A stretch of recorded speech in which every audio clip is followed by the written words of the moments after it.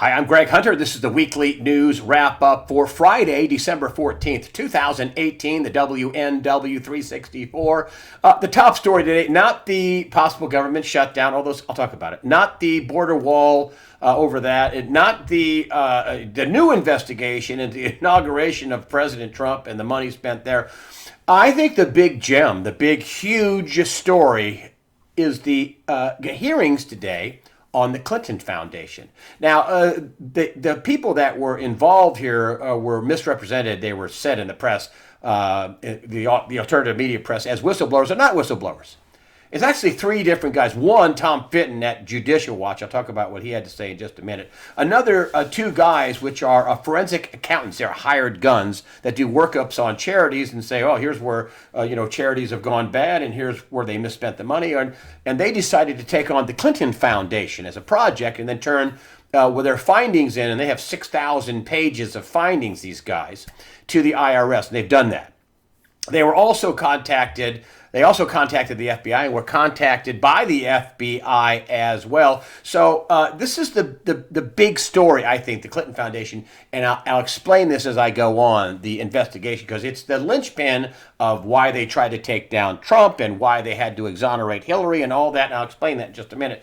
But these guys were John Moynihan and Larry Doyle, and here's the first big headline that they said, well, based on our research, we've worked with with people like this before the FBI. The FBI is doing an investigation. You remember, not that many months ago, they flew a 757 down to Arkansas, to Little Rock, and they hauled boxes and boxes and boxes of stuff out of the Clinton Library, the Clinton Foundation. Here's the other big headline, and it was what Charles Ortel came on, a financial expert, also does workups on charities and also companies like General Electric and whoever. But Charles Ortel said, and he sent me the documents for this, and we went through this, and he said that, the Clinton Library, their money collecting foundation was only for the Clinton Library. Well, guess what this Moynihan and Doyle both said in testimony today, which I thought was a stunner.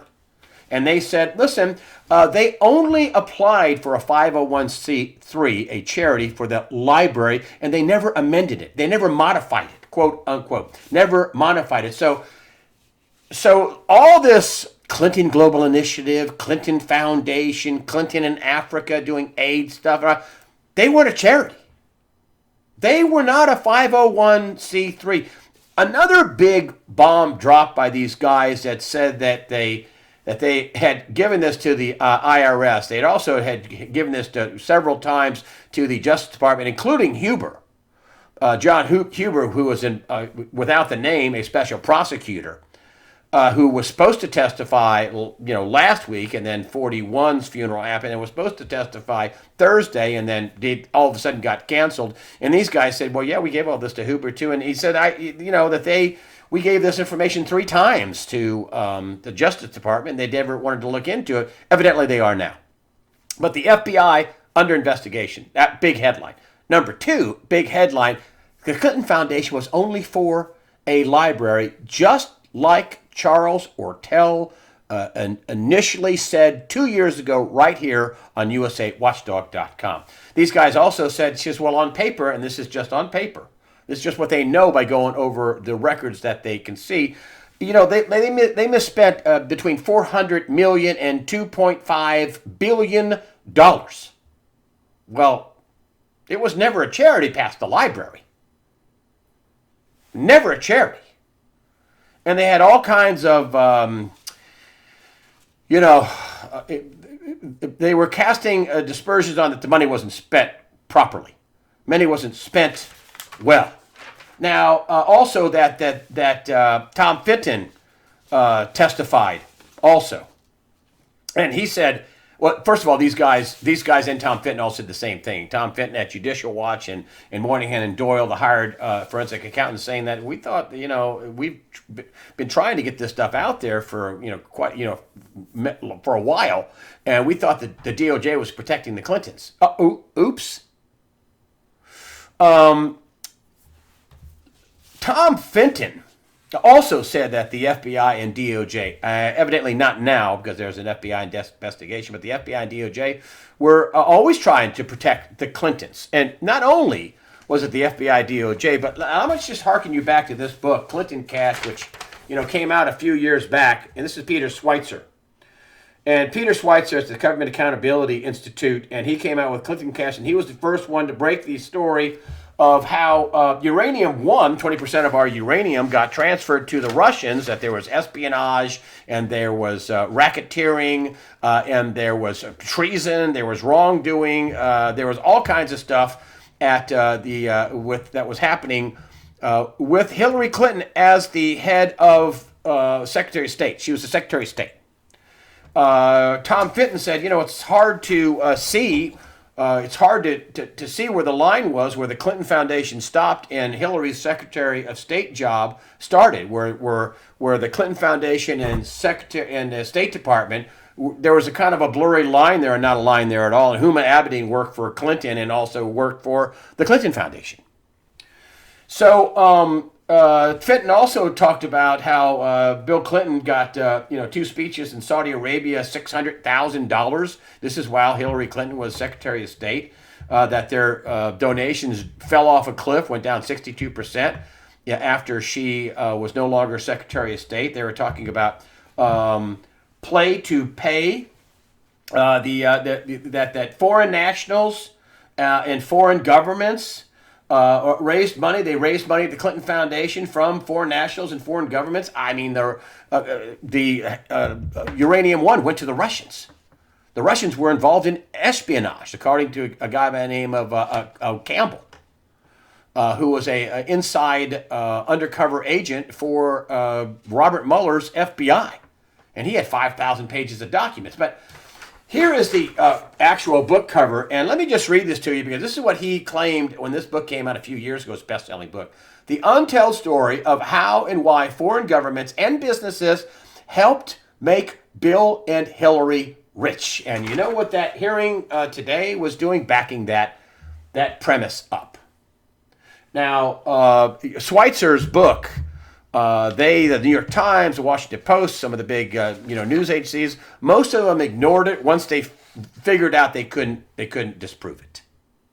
And remember, this was long before. This is what, 2015. This was long before Hillary Clinton ran for president.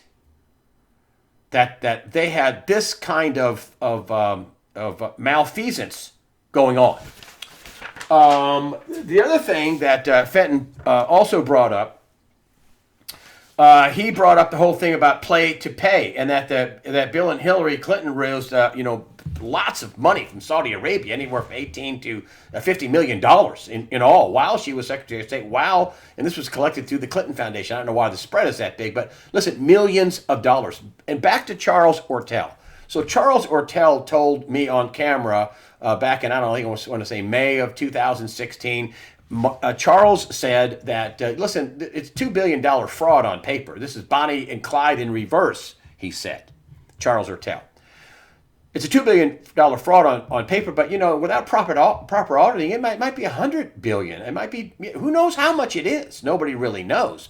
But for sure, it's a $2 billion fraud. And again, and this is a stunning fact that was just backed up in this hearing, not only by Ortel originally, but by these forensic accountants that said they never reapplied for their charity 501c3 after the library. After the Clinton Library, they never applied and changed its mission and and they needed to do that to remain a charity. And they didn't. That's a stunning thing. Now, the Democrats on the committee want to bring up the Trump charity, and there's a court paper, and the Supreme Court says that, yes, New York can go after Donald Trump, and they're trying to spread all this off and say, hey, Campbell, that insider, he didn't have anything. It was a lot of nothing, and Hillary Clinton's a lot of nothing. But no, listen. Now, if you take a look at this Clinton Foundation, how long have I said this to you all? Okay? Now, this is backed up here in this book, okay? It's backed up with this testimony. It's backed up with Charles Ortel. Hillary Clinton had unprotected private servers, plural, to hide the fact she was taking treasonous bribes through her global charity fraud. And, Chel Bell isn't 14 years old anymore. She was helping to run that, Chelsea Clinton. So, I mean, this is a huge story, and who knows how much money that actually was taken in through what we now know was not a charity past that library. I mean, all the money they got from Haiti. I mean, published reports say it's anywhere from $1 billion to $4 billion they took out of Haiti in the name of earthquake relief. And then the government officials in Haiti say they never got the money or got very little of it. I mean, the Haitians hate the Clintons. Ooh. I mean, Clinton brags about being the first black president. Oh, not to the Haitians. And, this is the reason why, and who knows how big this is. I mean, this got ignored by the Republicans. This was ignored by the Department of Justice. This was ignored by a lot of people. Either they were in on it, or they were paid off, or they knew other people in on it getting paid off. Remember, this was a big, what I think it's a huge funding arm for a lot of evil. I remember Hillary Clinton paid $20 million, according to Donna Brazell, the former head of the DNC, to take over the Democratic National Committee during the 2016 election. $20 million, and she took it over. She had money to pay for this dossier to try to blow Trump out of the water. It's more than $12 million to Perkins Coie, a law firm that she hired. Also, this is the reason why in this book, again, I'm going to bring this up again, and this has never been refuted. This is Edward Klein, best-selling author, All Out War. It was a plot to destroy Trump, and he talks about in this book about how, his sources say they had a dinner party in December of 2016. All the big players were there, including the president, and they hatched a plan to unmask all these people. What happened to Michael Flynn, General Michael Flynn? Unmasked. Samantha Power at the UN, for some reason, thought she should unmask people every day. Tried to destroy Donald Trump. And I think it all comes back to the Clinton Foundation. Who knows how much money was actually taken in? Supposedly the 145 million for the Uranium One deal was never booked at the Clinton Foundation. So that's been reported. Who knows what the accounting is? And the basic premise was after the library, according to the people in this hearing, Moynihan and Doyle, and also Charles Ortel, it was never modified. The Clinton Library charity to build the library, that's what it was for, was never modified. So all this Clinton Global Initiative, the Clinton Foundation, all the stuff they've been doing, all the stuff they were collecting money for, all the money that was dumped into the Clinton Foundation certainly wasn't a charity. They were not a listed charity. I mean, you had countries like Australia wanting their 60, 70, 80 million dollars back. They had people wanting their money back. Donations crashed. I think this was what this was, exoneration by Comey, how these people were connected, who was getting paid off, what was being funded. I don't know, but I think that's what it was. And certainly it wasn't a charity, and certainly they had pay to play, and certainly foreign governments and foreign businesses rewarded the Clinton richly while she was Secretary of State through the Clinton Foundation. Again, I'll say it again. I've been saying this for a friend of mine looked it up for me. He said, I think you were saying this since March of 2016, maybe 15. At least, I think about 2 to 3 years. She had private servers to cover the fact she was taking treasonous bribes through a global charity fraud. And yes, I say treason. Uranium One, they had a name for Operation Dominance, espionage, money laundering, racketeering, extortion. So they would end up with 20% of U.S. uranium production. Now, it wasn't supposed to leave the country, but we know, sorry, I'm not getting a cold, I just had to sneeze. We know it did. And I think the Clinton Foundation, which everybody in Washington had to know about something this big. You can't rip off a little country like Haiti. And I want to know where the Black Leadership Caucus was. The Haitians, who the Clintons collected money for in the name of an earthquake, an awful earthquake, which killed a bunch of people and destroyed the country, why wasn't the black leadership out saying, hey, Clinton, you collected all this money. Where is it? Where is all this money for these black people that you collected money for? You're supposed to be so partial to black people. The Haitians hate them. Whew. I lived in New York. Listen, there have been many protests up at the Clinton office up on 125th Street in New York. The mainstream media won't cover it.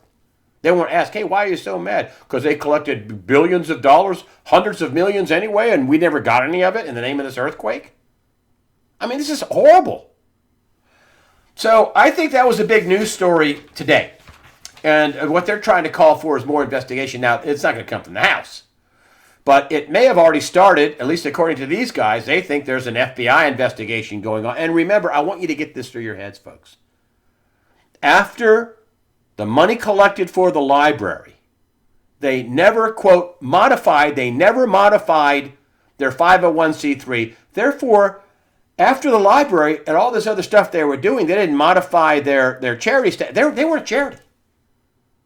I'm sorry. So that is a huge story, folks. That is a huge story. The Democrats don't want anything to do with it. I don't think a lot of the Rhino Republicans want anything to do with it. They don't.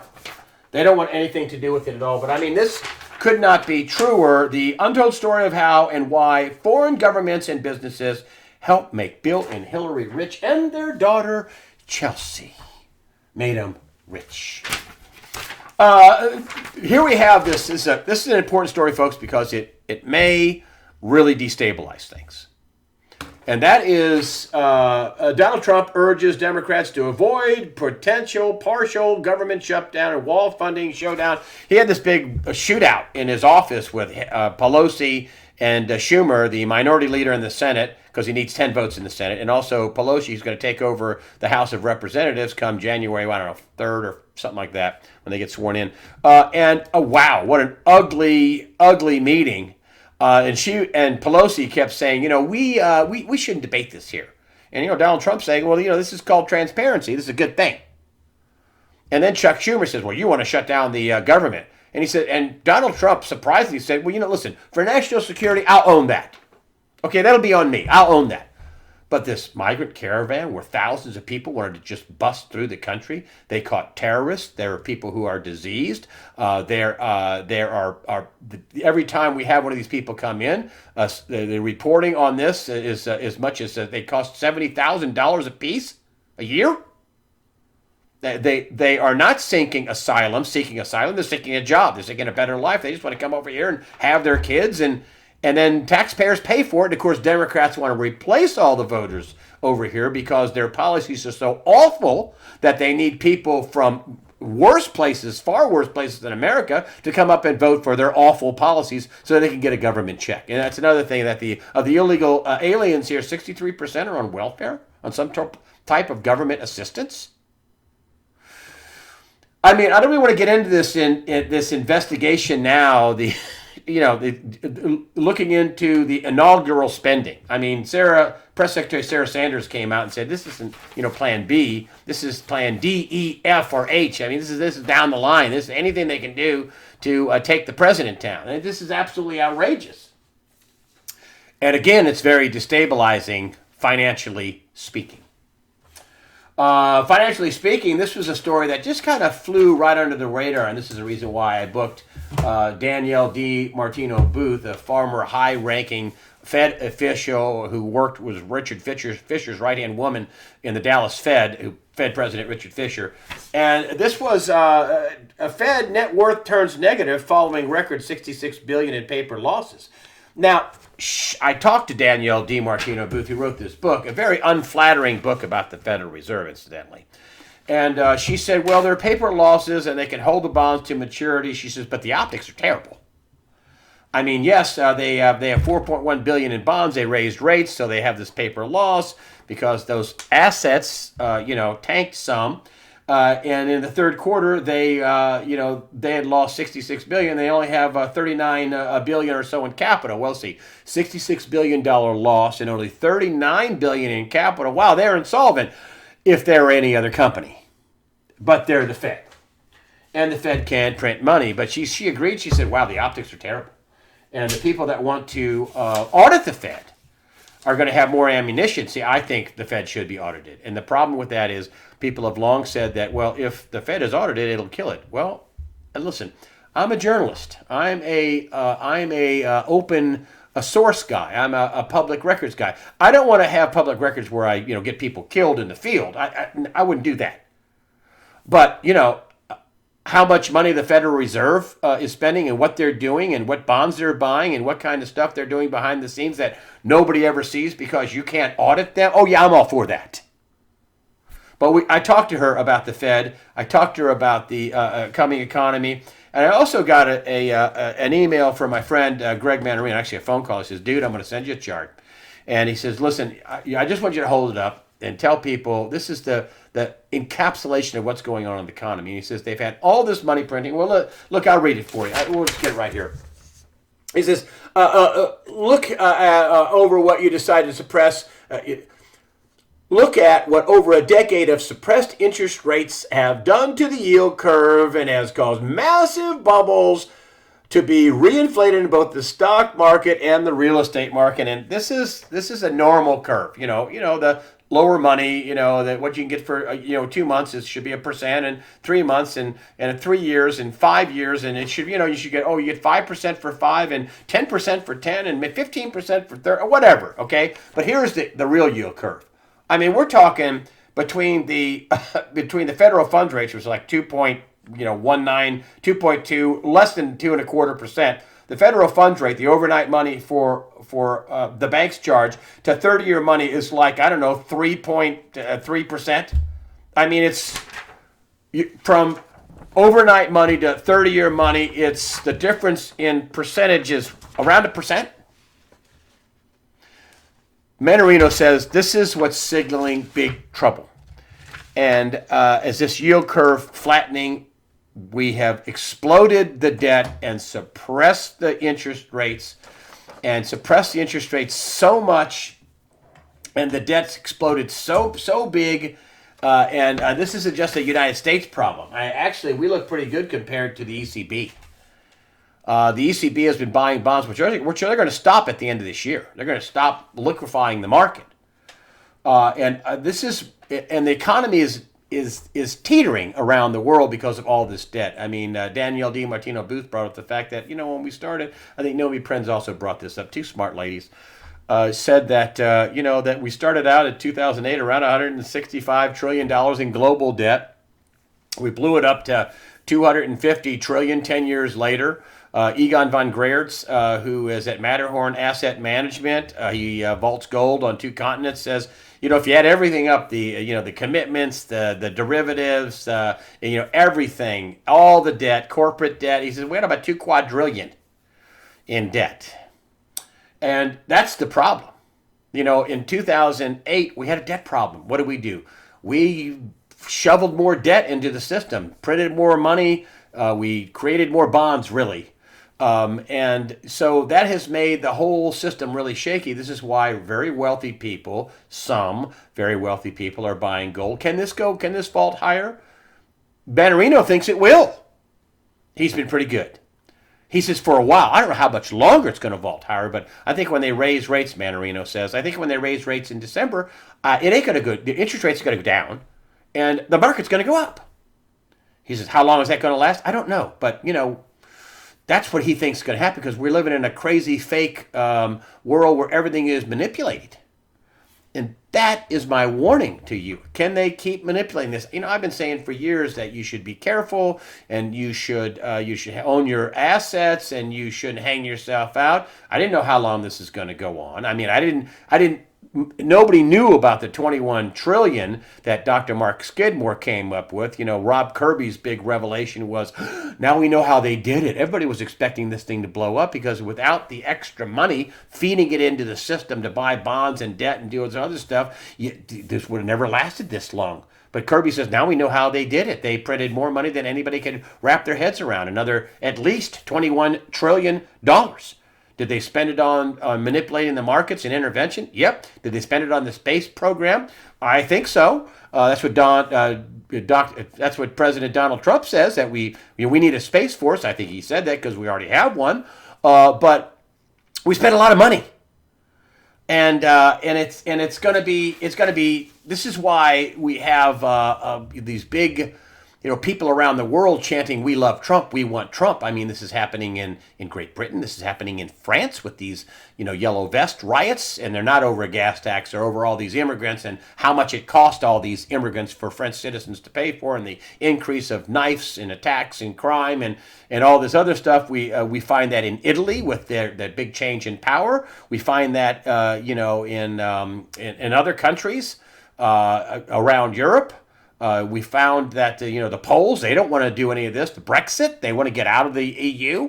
Multiple countries have these riots and these people and these protests where they're all screaming, "We love Trump, we want Trump." That's wow. This is because the economy is not good. This is because they bailed out the top. The bankers got the bailouts. People at GM had their plant moved to China, which is why I say that they're still building cars here in the U.S. Just be careful by this blanket statement, "I'm not going to buy a GM car." Listen, if it's made here, even if it's Toyota, if you have a Toyota made in Spring Hill, Tennessee, okay, made by American labor, made by American, okay. BMW, I think they have a plant over here. I think Honda has a plant. A lot of them have plants over here. But I think what they're doing is they just want to build cars in China much cheaper, and then they want to import them back with no tariff. But, I digress. This is why the economy is doing bad. Why? Too much debt. And this is why they're suppressing interest rates. Why? We grew the debt so much that if it goes up just a little bit, this is the question I've been asking, it goes up just a little bit, they can't pay it. They're Puerto Rico. Sorry, we can keep the lights on, we can keep the trash picked up, or we can pay the bondholders. What are they going to choose? And so this is another thing that I've been hitting my guests with. I say, you don't really need that big of a recession to blow this up when you exploded the debt from 165 trillion to 250 trillion. That's just that metric. Forget the derivatives and the commitments and everything else. You don't really need a big miss. And is printing money going to help out, or is that going to cause the hyperinflationary spiral? Are they going to have a carnival of inflation and deflation? They're going to pick winners and let other people, Lehman Brothers, going to let them go down, but they're going to bail out the AIGs? Is this going to be that whole setup, where Lehman, you're dead, AIG, we're bailing you out because Goldman Sachs has a big investment in you? I don't know. But this is really dicey. And then adding all this real... this consternation and the Democrats taking over the House and them wanting to issue subpoenas and this failed coup that I keep telling you about, this failed coup. They tried to knock Donald Trump out of the box. They tried to knock him out before he got in. They tried to knock him out and are still doing it after he got in. And I think Trump's going to end up striking back. I will say this. That Sarah Carter, that's on Hannity, one night this week, right at the end, he was giving them their, last few words. John Solomon, Sarah Carter, and Sarah Carter blurted out that, I just want to point out one thing. There's a lot of indictments that get unsealed. A lot of indictments will get unsealed. I thought, what? Huh? I mean, we now there's now some odd 60,000 indictments, and listen, that doesn't mean 60,000 people. Mark Taylor's wife works in a federal court, and he says, my wife I talked to him, and he says, my wife told me that one indictment could, we just had one recently, had 11 people on it. I mean, you just don't know how big this could be. I suspect it's going to be pretty big. They're not going to let this failed coup go. This is what I don't care what the mainstream press doesn't tell you, because they're not going to cover this story. That we had a failed coup, and I'll tell you why the mainstream press doesn't want to touch this. And I've said it before, but I'll say it again. Remember the media leak strategy that was uncovered between Strzok and Page? Oh, and they lost tons of text between these two. Lost them, couldn't find them. They just disappeared. But anyway, the ones they do have, I mean, they were talking about a media leak strategy between these two. And Peter Strzok was the number 2 counterintelligence guy at the FBI, and Lisa Page also very high. And they're talking about the media leak strategy. I know why the media is not covering. They were part of it. They were part of the failed coup. They were the people they leaked to for the unmasking. Remember that? They were the people they leaked to, the stuff that happened in FISA. They were the people that leaked to with, Lieutenant General Flynn. The media, at least some of it, was part of it. And it's not just the reporters, folks. I worked there. I couldn't do a story about a top a Trump official or aide without my bosses at the very top knowing I was going to do that. It wasn't just like, hey, y'all, you'll love my story. Wait till you see this tomorrow morning in the newspaper. Or wait till you see this tonight in the 6 o'clock news. Or wait till you see... That didn't happen, folks. Management had to be involved. This is why you're not seeing this failed coup story, because they were part of it. But it's not going to stop it from coming out. It is not going to stop it from coming out. I wanted to add one final thing. I did talk to Mark Taylor. A lot of people have been asking for him to come on, and he is going to come on later on down the road. I don't know exactly when. I just wait for him to come up. But I did talk to him about some of his prophecies. Of course, he did the Trump prophecy, and he did the book, The Trump Prophecies. But he also, remember the thing he did with military tribunals. He says, I'm getting this military tribunals things. And he says a lot of people are going to go down over this. Time is up for those who are corrupt is one of them. Another one is energy. And the United States just came out this week. He said energy is going to, the United States is going to find lots of energy, and the United States is going to be the number 1 producer of energy. Well, sure enough. And Taylor said, he said it's not just oil. I just want you to tell people this. It's not just oil, but oil is a big component. And what just happened? The real implications of the new Permian estimates, and it's twice as big as it first thought. This is 46.3 billion barrels of oil, 281 trillion cubic feet of natural gas, 20 billion barrels of natural gas liquids are now believed to lie untapped in Texas and New Mexico's Permian basins. This is 1/6. This one area is 1/6 of the known deposits in Saudi Arabia. Now, this is just these Permian Basin in New Mexico and Texas. It doesn't cut out all the other areas in Texas, in Wyoming, in Kansas, and there's even oil pumped in Illinois, believe it or not. I drive by there and see it. But it doesn't count any of the oil production, energy production in Alaska or anywhere else. Just this one project is 1/6 of all the oil in Saudi Arabia. It's 1/3 of all the oil in Iraq or Afghanistan, or Iraq or Iran. It's a huge find, and of course the U.S. is either now right at or the number 1 producer of oil, or also a net exporter of oil. We are basically energy independent. And Mark Taylor came up with this a couple of years ago. I just wanted to know something good. Awful hard for the dollar to go to zero when you're one of the top oil producers in the world, you're energy independent, and you're a net oil exporter. Awful hard for your currency to go to zero. Doesn't mean that we will not have a jubilee. It doesn't mean we won't have a currency reset, a financial reset. It doesn't mean that. But this is an amazing thing Trump did right at the beginning, was he opened up all this oil drilling and exploration. And you would think you'd get a bunch of kickback or pushback from the Sierra Club and all the tree huggers. Oh, incidentally, another thing that I forgot. Another thing that came out with Tom Fenton and the Clinton Foundation is that Fenton said, well, the Russians would be basically supporters of green projects and environmental projects in hopes of stalling out and stopping oil and natural gas production in the United States so their industries would do better. Can you believe that? I mean, this is just unbelievable.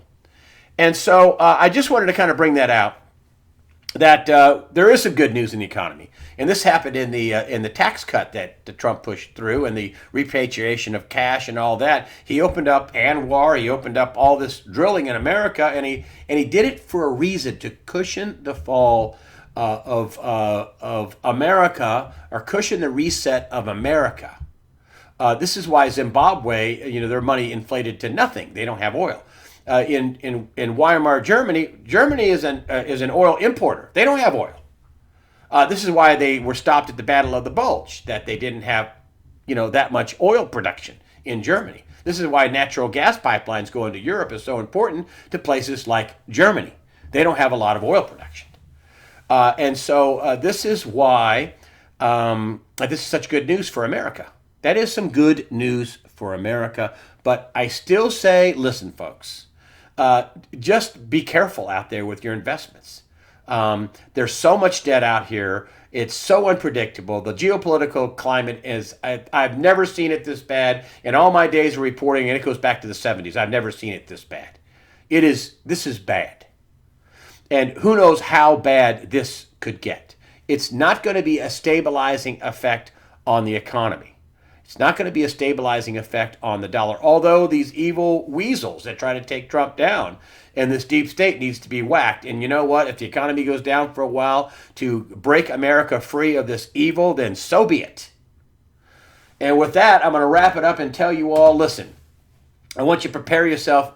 Thank you for all your comments. Thank you for your donations. I still want you to check your spam files. I still get emails all the time saying, I just so happened to check my spam file like you were telling me, and there was your answer for your question, or there was your thank you note, or there was the response that I asked you for. It was in my spam file. So please, not just for me, check your spam file. It's the way big tech likes to suppress you. It's not just any one company. A lot of companies suppress USA Watchdog, info at USA Watchdog, Greg at USA Watchdog, emails, and they send them to your spam file. I don't know what they're trying to prove with that, but, to kind of, thwart communication between us, which is why I have the join or Greg's private messages. That's the reason why I put that up there in case I get the Alex Jones treatment on Twitter and YouTube and Instagram and everywhere else. In case I get that, you'll know I could be able to communicate with the viewer. So I don't sell the email. I don't have a newsletter. Some people say, I signed up for 2 months ago and I didn't get anything. I haven't sent anything out for months. I just collect the email just in case I have to talk with you. Once in a while, I'll send out a promotional thing for something I have coming up, which I should do more of.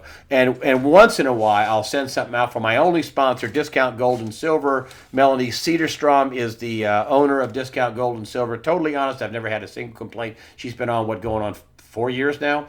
But anyway, I don't sell anything. I don't get a cut of anything you buy. I don't. I just have a sponsor that I like and that is honest, and I don't hear a lot of complaints for. But anyway, with that, I will say, listen, get ready, folks, and stay ready. I've been telling people that. I know it's daunting, but please get ready and stay ready. Make sure your car's in good repair. Make sure you have some extra food. It doesn't have to be tons. It doesn't have to be for 5 years. Extra water. Just prepare yourself mentally, physically, above all, spiritually. Fear not. God the Father and His Son, Jesus Christ, and the Holy Spirit are firmly in control of this world. Thank you for supporting USAWatchdog.com.